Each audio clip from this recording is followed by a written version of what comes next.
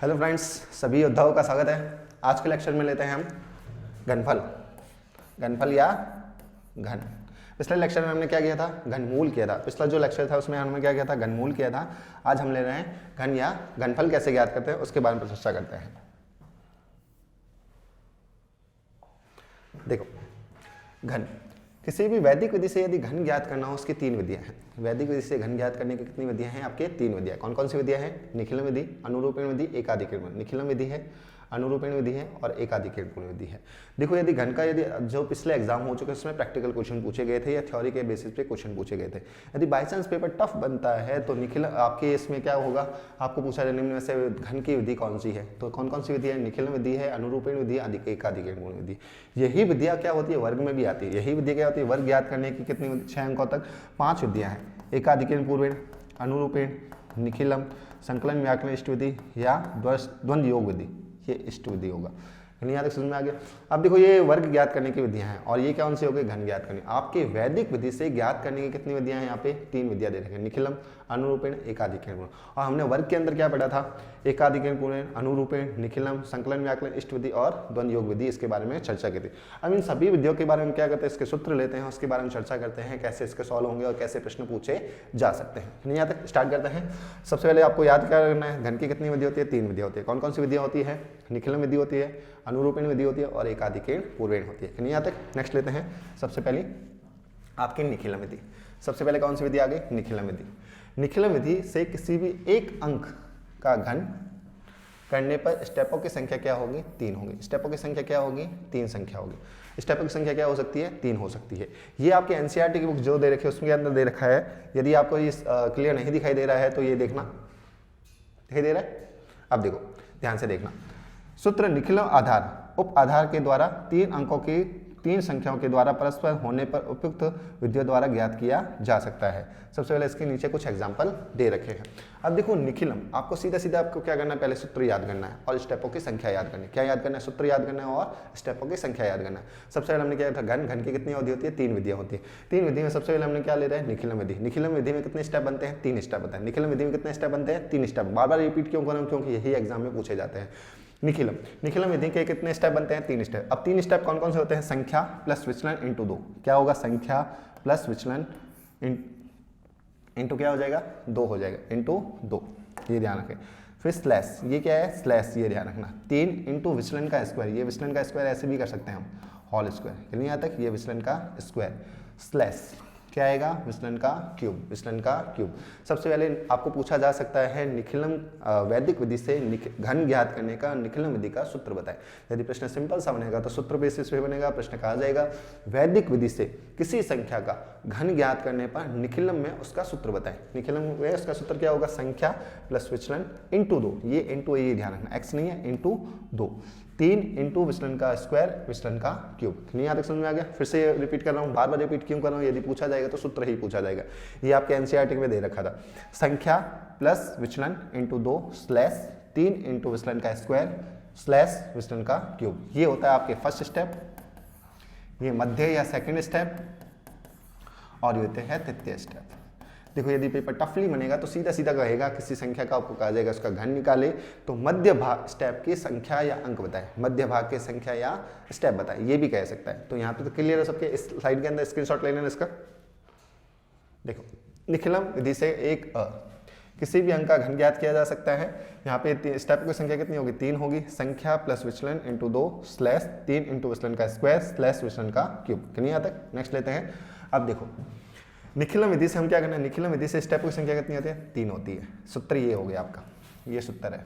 इस सूत्र के आधार पे हम सॉल्व करते हैं। जैसे 15 का क्या करना है? क्यूब ज्ञात करना है। ध्यान से समझना, यहाँ तक 15 का क्यूब कौन कौन से क्वेश्चन बन सकते हैं। 15 का क्यूब मतलब संख्या कौन सी होगी? जो आपको दे रखी है वही संख्या होती है।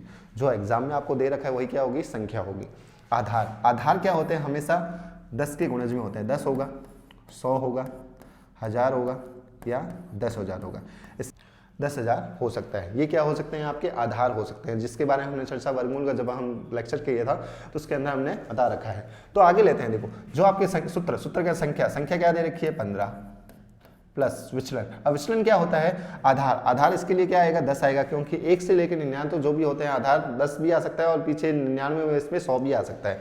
तो अब इस 10 में मैं कौन सी संख्या ऐड करूँ कि 15 आ जाए, 10 में क्या संख्या ऐड करूँ कि 15 आ जाए, तो यहाँ पे मैं 5 ऐड करता हूँ। ये 5 क्या हो गया, विचलन हो गया, मतलब उसी जो आधार लिया जाता है उसी संख्या को कुछ ऐड करने पर उसके पास वो संख्या प्राप्त हो जाए, उसे क्या कहा जाता है, विचलन कहा जाता है। ये ध्यान रखना। तो यहाँ पे क्या आ जाएगा, विचलन 5 इंटू 2 स्लैश, नहीं आते, संख्या प्लस विचलन इंटू 2, फिर 3 इंटू विचलन का स्क्वायर, विचलन कितना है 5, 5 का स्क्वायर स्लैश, फिर क्या है विचलन का क्यूब, विचलन का क्यूब, ये यहाँ पे लिखा जाएगा। नहीं आते, अब देखो 5 का क्यूब क्या होता है 125, ये 125 आ रहा है स्लैश। अब इसे सॉल्व करते हैं, 5 का स्क्वायर 25, 25 को 3 से मल्टीप्लाई 75, ये 75 यहाँ पे आ गए। नेक्स्ट इसे सॉल्व करते हैं, पहले हमेशा गुणा होगी, बोर्ड यहाँ पे ऐसे मत कर दें 5 में 15 में 5 जोड़े जाए, किसी छात्र ने ऐसा कर दिया था, तो ये थोड़ा सा ध्यान से याद रखना, मतलब 5 को पहले इसमें जोड़ना नहीं है, बोर्ड मास के नियम के अनुसार क्या होगा, भाग गुणा फिर प्लस फिर माइनस। आपने याद होगा पहले मैंने भागाकार किया, फिर गुणा की, फिर जोड़ा, फिर घटाया, वो याद रखना है, नहीं आता। तो यहाँ पे पहले क्या करना है, भाग फिर गुणा फिर प्लस फिर माइनस। तो पहले गुणा होगी, 5 दूनी कितना होगा 10, 10 को इसमें जोड़ेंगे तो कितना आ जाएगा 25, ये 25, ये ध्यान रखना। देखो एग्जाम में ऐसे कभी नहीं पूछा जाएगा, सीधा ये नहीं कहेगा 15 का क्यूब बताएं। हर बच्चा मतलब 15 को 15 से गुणा करके कर देगा। यदि पेपर टफली बनेगा तो प्रश्न ऐसा कहेगा, वैदिक विधि से 15 का क्यूब निखिलन विधि से सॉल्व करने पर मध्य के अंक होंगे या मध्य की संख्या होगी, ऐसा पूछा जाएगा। नहीं आता, आपको जाएगा वैदिक विधि से किसी संख्या का घन, किसी संख्या घन निखिलन विधि से सॉल्व करने पर मध्य के अंक होंगे, तो मध्य के अंक कौन से होंगे 7 और 5। नहीं आता, यदि कहा जाएगा मध्य के अंक कौन से होंगे 7 और 5, संख्या गई तो क्या हो जाएगी 75 हो जाएगी, 75 हो जाएगी। इसका यदि बीजांक है तो बीजांक क्या हो जाएगा, 7 में 5 जोड़े कितने हो जाएंगे, 7 5 कितने हो गए 12, तो 12 को फिर से जोड़ूंगा तो क्या हो जाएगा 3, ये क्या हो जाएगा बीजांक हो जाएगा। प्रश्न के पूछने पर है, देखो प्रश्न कुछ भी पूछा जा सकता है, या तो आपको सीधा कहेगा 15 का क्यूब बताओ, ऐसा कभी इतना सिंपल सा नहीं पूछा जाता। एग्जाम में क्वेश्चंस बन सकते हैं ऐसे, आपको या तो कहेगा सूत्र बताओ, निखिलम का सूत्र, घन किसी वैदिक विधि से घन ज्ञात करना, वैदिक विधि से सूत्र बताओ, तो ये सूत्र पूछा जा सकता है, पहला स्टेप। दूसरा स्टेप कोई भी संख्या कहेगा उसमें कहेगा मध्य के या प्रथम खंड के या अंतिम खंड के अंक या एक चरमांक या बीजांक बताओ, ऐसा भी कह सकता है, या परमित्र अंक बताओ, ये भी कह सकता है, ये ध्यान रखना, इसलिए वो टर्म्स वहाँ पे काम आएगी। तो मध्य के अंक कौन से हो जाएगा 7 और 5, यदि बीजांक है तो इन दोनों को जोड़ के मतलब ये हो जाएगा बीजांक, जो हमने पिछले लेक्चर के अंदर चर्चा की थी। बीजांक क्या होता है, चरमांक क्या होता है, निखिलम क्या होता है, एकाधिकरण पूर्ण क्या होता है, एक न्यूनन क्या होता है, एक न्यूनन पूर्वण क्या होता है। यहाँ तक नेक्स्ट लेते हैं। अब देखो कुछ एग्जाम्पल है यहाँ पे सॉल्व कर रखे हैं, ध्यान से देखना।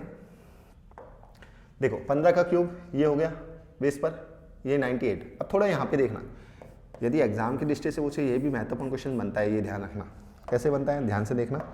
अब देखो यहाँ पे क्या रखा है 98।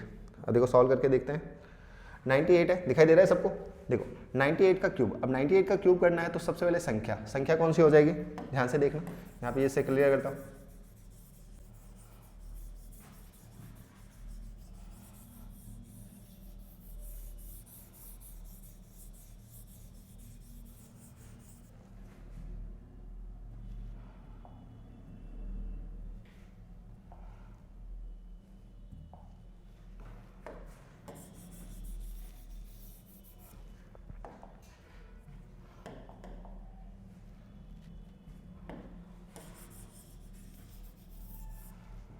देखो जैसे आप पूछा जाए 98, ये आपके एनसीईआरटी जो बुक है उसका फेवरेट एग्जांपल है, बहुत बार पूछा गया है। नहीं आता 98 का क्यूब ज्ञात करना है, तो सबसे पहले हम क्या करेंगे संख्या। अब संख्या कौन सी आ जाएगी,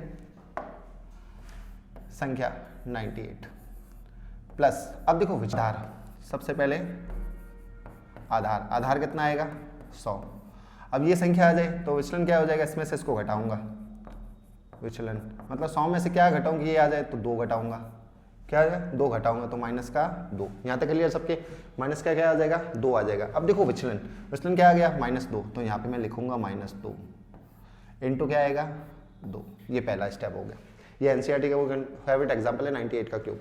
नेक्स्ट लेते हैं, देखो 3 इंटू विचलन कितना है -2, तो माइनस यहाँ करेंगे -2 का स्क्वायर स्लैश, फिर विचलन का क्यूब मतलब -2 का क्यूब। यहाँ तक क्लियर सबके, फिर से रिपीट कर देता हूँ। सबसे पहले आपको कहा जाएगा वैदिक विधि से किसी संख्या का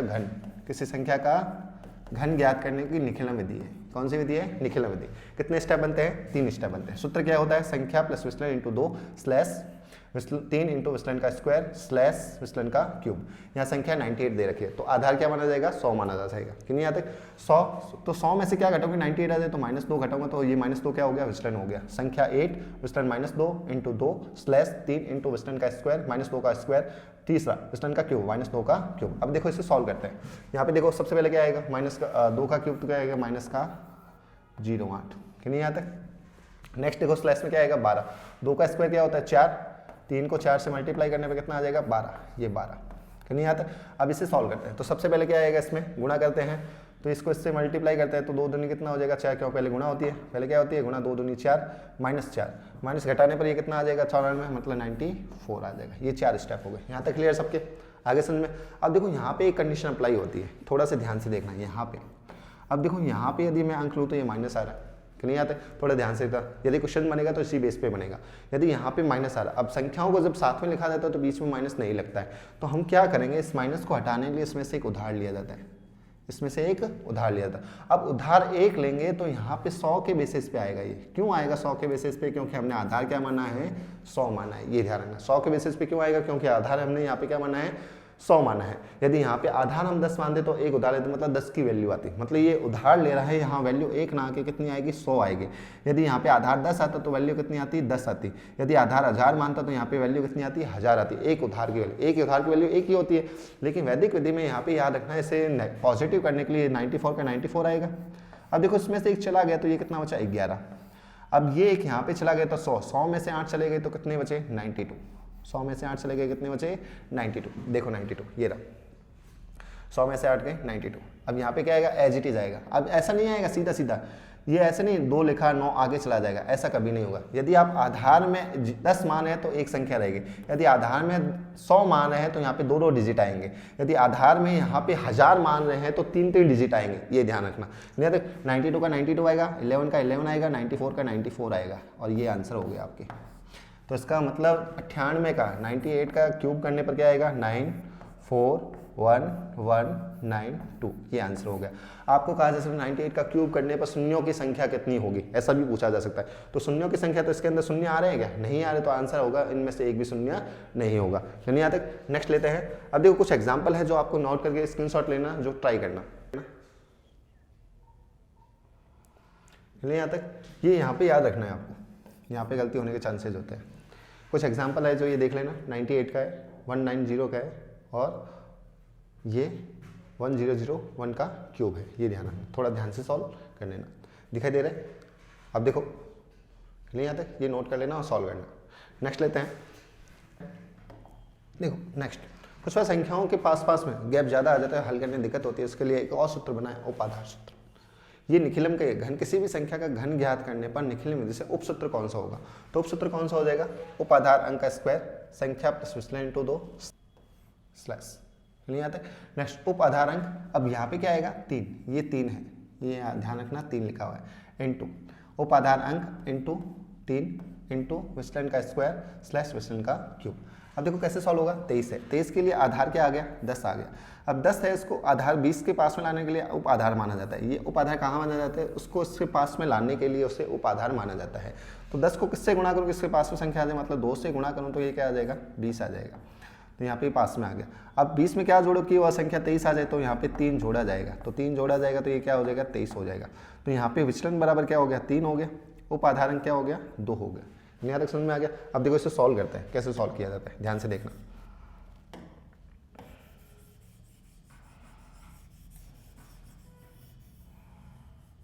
देखो सबसे पहले क्या लिखा हुआ है उपाधार अंक। उपाधार अंक कितना है 2, तो यहाँ पे क्या लिखा जाएगा 2 का स्क्वायर ब्रैकेट, संख्या कौन सी हो गई 23 प्लस विचलन कितना दे रखा है आपके, विचलन 3 इंटू 2 स्लैश। यहाँ पे उपाधार अंक, उपाधार अंक कितना है 2, यहाँ तक उपाधार अंक कितना है 2 इंटू यहाँ पे 3 लिखा जाएगा, ये पे 5 नहीं है, ये 3 है, ये ध्यान रखना 3 इंटू विचलन, विचलन कितना है विचलन का क्यूब, विचलन का स्क्वायर, ये विचलन का स्क्वायर स्लैश, फिर विचलन का क्यूब, ये विचलन का क्यूब, यहाँ पे क्या है विचलन का, ये स्क्वायर होगा, यहाँ पे क्यूब होगा। अब देखो इसे सॉल्व करते हैं। सबसे पहले पीछे क्या आएगा 27, यहाँ 3 का क्यूब कितना होता है 27 आएगा।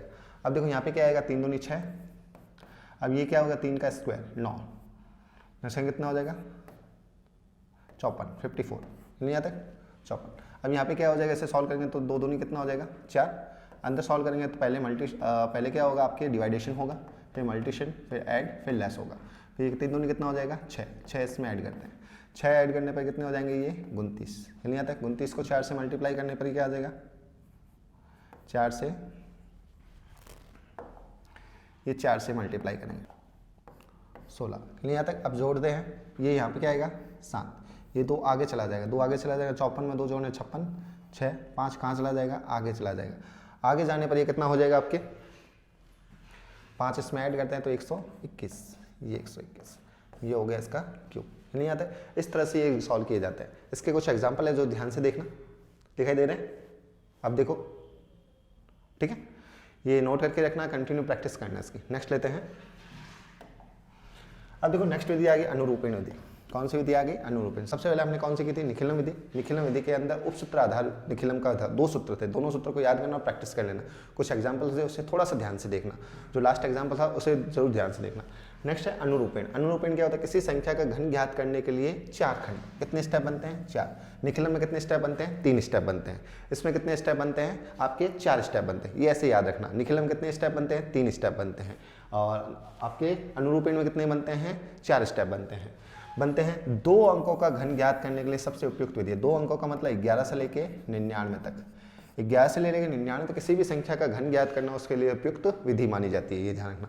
11 से 99 के लिए उपयुक्त विधि। अब सूत्र क्या होगा a क्यूब, इसका सूत्र आपको पूछा जा सकता है किसी भी वैदिक विधि से घन ज्ञात करना, अनुरूपण का सूत्र बताएं। अनुरूपण का सूत्र क्या होगा a क्यूब, मतलब जो भी संख्या, मतलब ये 200 संख्याएं होती है, जैसे मैं कहता हूँ 23, तो ये a होगा और ये b होगा, मतलब a का क्यूब। फिर क्या आएगा 3a स्क्वायर b, फिर क्या आएगा 3a b का स्क्वायर, फिर क्या आएगा b क्यूब। कैसे याद रहेगा, देखो यहाँ पे क्या लिखना a लिखना और यहाँ पे क्या लिखना b लिखना। अब क्यूब है तो क्या आएगा यहाँ पे भी क्यूब और यहाँ पे भी क्यूब, नहीं आते।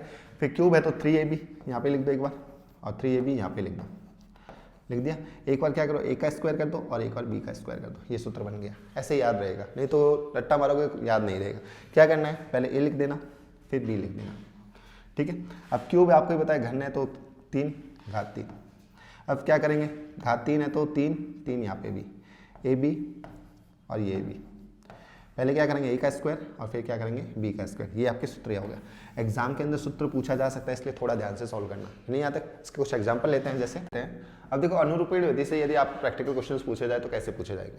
अनुरूपण विधि से जैसे आपको कहा जाएगा 42 का क्यूब करना है, 42 का क्या करना है क्यूब करना है, तो ये क्या हो जाएगा a और ये क्या हो जाएगा b हो जाएगा। यहाँ पे a का क्यूब मतलब 4 का आपको क्या करना है क्यूब करना है। 4 का क्यूब कितना हो जाएगा 64 हो जाएगा, 64, ये 64 आ गया।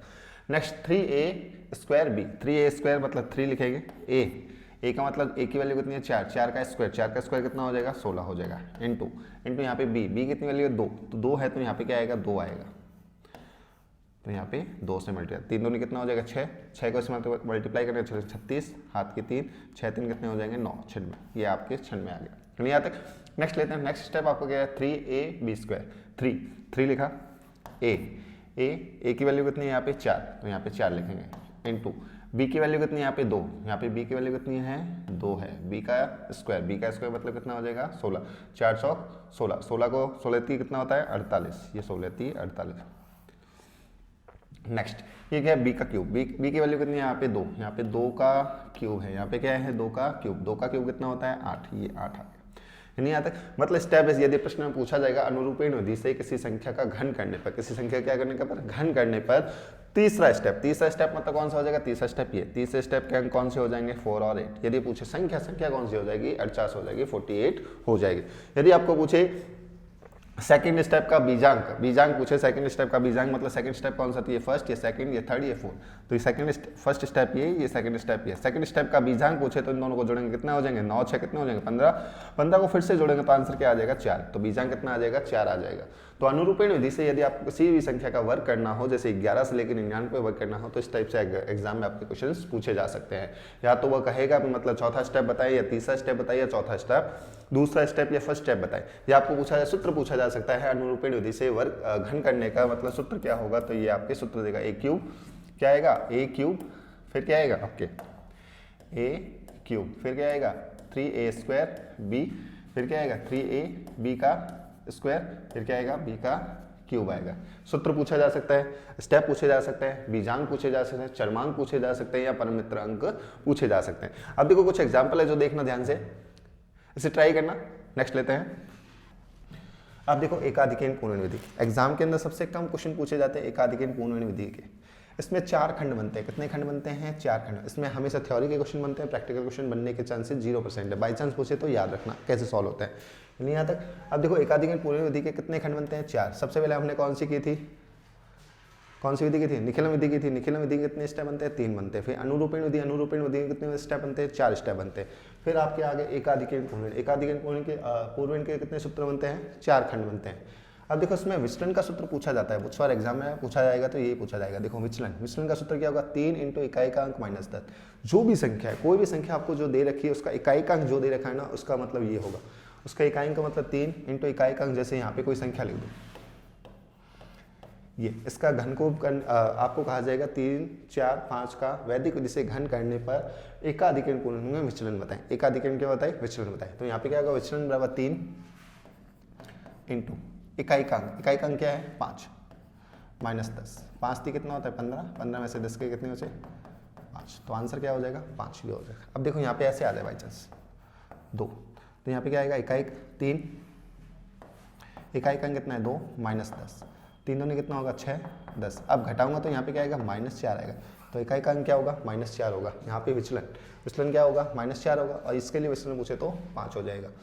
स्टेपों की संख्या ज्ञात करने का ये सूत्र दे रखा है। वैदिक विधि में हमने किया था 2n-1 किया था, इसके अंदर क्या आएगा? 3n-2। जैसे एक संख्या है, एक संख्या का स्टेप कितने होगा? 1 से गुणा 3, 3 में से 2 गया, 1 ही रहेगा। अब 2 संख्याएं हैं, 2 संख्याएं मतलब जैसे आ गई 23, 23 का स्टेप करने कितनी संख्या होगी? तो यहाँ पे कितना आएगी? 2। तो 3 दूनी 6, 6 में से 2 गए, कितने बचे आपके? 4। तो यहाँ पे 4 आ जाएगा। अब जैसे 3 संख्या है, 3 संख्याओं के लिए क्या हो जाएगा? 3 × 3, 3 3 9, 9 में से 2 गए 7। नेक्स्ट 4 संख्या है, 4 संख्या है तो 4 दूनी 4 3 12, 12 में से 2 गए 10। 4 3 कितना होता है? 12, 12 में से 2 गए 10। नेक्स्ट आ गया 5, 5 का कितना आएगा? 5 3 15, 15 में से 2 गए, कितने बचे आपके? 13। नेक्स्ट 6, अब 6 का कितना? 36 का 18, 18 में से 2 गए, कितने बचे? 16।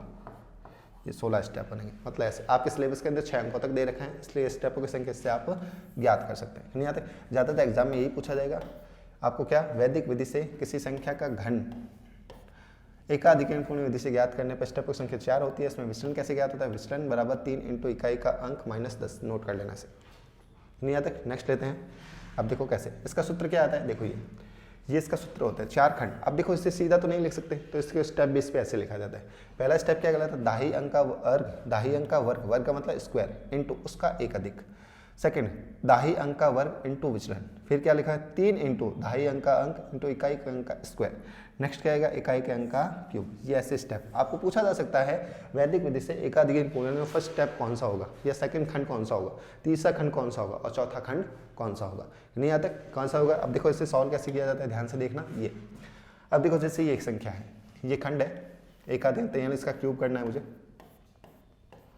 तो यहाँ पे सबसे पहले क्या रहेगा? दाही अंक का वर्ग, दाही अंक, दाही ये इकाई और ये दाही, दाही अंक का वर्ग मतलब 4 का स्क्वायर, इनटू उसका एक अधिक, उसका एक अधिक मतलब 4 है, 4 एक अधिक मतलब 4 का एक अधिक करूँ तो क्या हो जाएगा? 4 + 1 क्या हो जाएगा? 5। ये रहा 5। यहाँ तक क्लियर सबके? एक अधिक, एक अधिक मतलब उसका एक बढ़ाना है। क्लियर यहाँ तक? नेक्स्ट दूसरा खंड, ये पहला खंड था, ये कौन सा खंड है? ये पहला। अब देखो दूसरा, ये पहला खंड। अब देखो दूसरा, दाही अंक का वर्ग, इकाई दाही, दाही का ये 4 का वर्ग। विचलन, अब देखो विचलन, विचलन कैसे ज्ञात होता है? मैंने बताया था विचलन 3, विचलन कैसे ज्ञात होता है? ध्यान से देखना। 3 × इकाई का अंक क्या है? 3, 3 3 कितना है? 9, 9 में से 10 गए, कितने बचे? -1। अब देखो ये माइनस का 1, आगे समझ में यहाँ तक? माइनस का विचलन 1, ये हो गया आपके द्वितीय खंड। अब तीसरा खंड कहता है 3, 3 लिखा इनटू दाही का अंक, इकाई दाही, दाही का अंक क्या है? 4, इकाई का अंक का स्क्वायर, इकाई का अंक कितना है? 3, 3 का स्क्वायर आएगा यहाँ पे, यहाँ पे क्या आएगा? 3 का, ये देखो 3 का स्क्वायर 9, 4 और 3, ये हो गया आपके तीसरा स्टेप। नहीं आता समझ में आ गया? नेक्स्ट चौथा, इकाई के अंक का वर्ग, इकाई का अंक क्या है? 3, 3 का वर्ग, 3 का वर्ग क्या आएगा? 27 आ गया, ये हो गया चौथा स्टेप।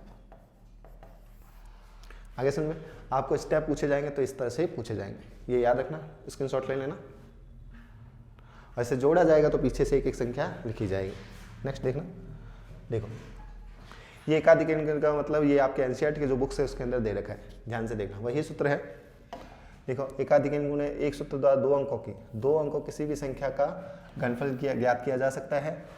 गुणा सक्रिय द्वारा 4 खंड बनते हैं, अभी बताया था हमने 4 खंड बनते हैं। ये 4 खंड कौन से हैं? ये हो गए वही जो हमने पीछे सॉल्व किया था, वही है। देखो ढाई अंक का वर्ग उसका एक अधिक ढाई अंक का वर्ग उसका विचलन 3 इंटू ढाई अंक का स्क्वायर इकाई अंक का क्यूब जहाँ विचलन इकाई का अंक इंटू 3 माइनस 10। नहीं आता ये सूत्र याद रखना, नहीं आता ये सूत्र हो गया। इसके कुछ एग्जाम्पल है जो ध्यान से देखना।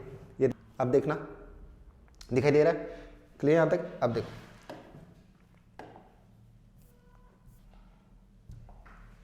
नहीं यहाँ तक, ये वैदिक विधि से आपके क्या हो गया? घन हो गया। पिछली कक्षा में क्या किया? घनमूल किया था। नेक्स्ट क्लास में हम वर्ग करेंगे, फिर क्या करेंगे? वर्गमूल करेंगे। इससे रिलेटेड इससे संबंधित को अभी कोई प्रश्न होंगे तो आपके नेक्स्ट क्लास में अंदर सॉल्व कर देंगे। तब तक के लिए nice meeting, have a nice day.